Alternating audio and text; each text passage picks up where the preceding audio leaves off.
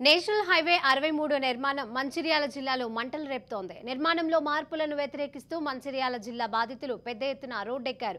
Green field రహదారంటూ పచ్చని పంట పొలాలను మింగేస్తున్న నేషనల్ హైవే 63 రహదారి మాకు వద్దు అంటూ 30 గ్రామాల రైతులు నినదించారు. ఆందోళనతో పాటుగా గంటపాటుగా మంచిర్యాల జగిత్యాల జిల్లాల్లో మధ్య రాకపోకలు స్తంభించాయి.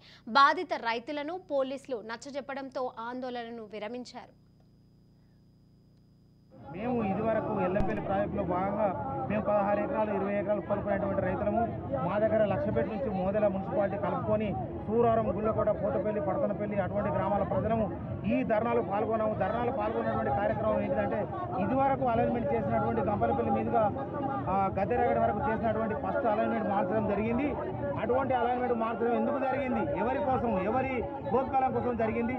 మళ్ళీ రెండవ అలైన్మెంట్ ఈ రోడ్డునే చేశారు. ఈ రోడ్డు గుంట ఇటు కొంచెం తీసుకొని మేము రోడ్డును వెడల్పు చేస్తున్నాం. చెట్లు పోతున్నాయి, ఇండ్లు పోతున్నాయి. ఇది కూడా మేము ఓకే చేయడం జరిగింది. అలైన్మెంట్ జరిగిందని కూడా మాకు తెలియడం జరిగింది.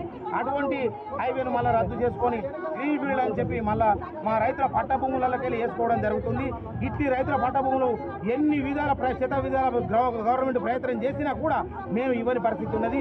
మేము ఇదివరకే ఇటువంటి భూములు కోల్పోవడం జరిగింది.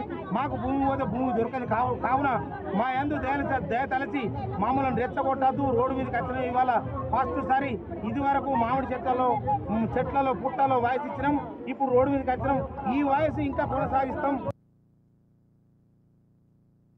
14 ఎకరాల భూమి కోల్పోయినాం సార్. ఉన్న 5 ఎకరాలు కూడా ఇప్పుడు మేము కోల్పోవాల్సి వస్తుంది సార్. ఉన్న ఫీల్డ్ని మీరు ఉన్న రోడ్డును హైవే చేసుకోండి సార్. రోడ్డుతో మాకు పని లేదు. దయచేసి మా భూములు లాక్కోకండి. మేము భూములు ఇయ్యదలుచుకోలేదు. మా భూములు మాకే కావాలి సార్. మాకు డబ్బు పరంగా ఏ పరంగా మాకు వద్దు. మమ్మల్ని కన్ఫ్యూజ్ చేయాల్సిన అవసరం లేదు. మేము మాత్రం భూములు ఇయ్యం సార్. కలెక్టర్ సార్ చెప్తున్నా, ఆర్టీఓ సార్ చెప్తున్నా,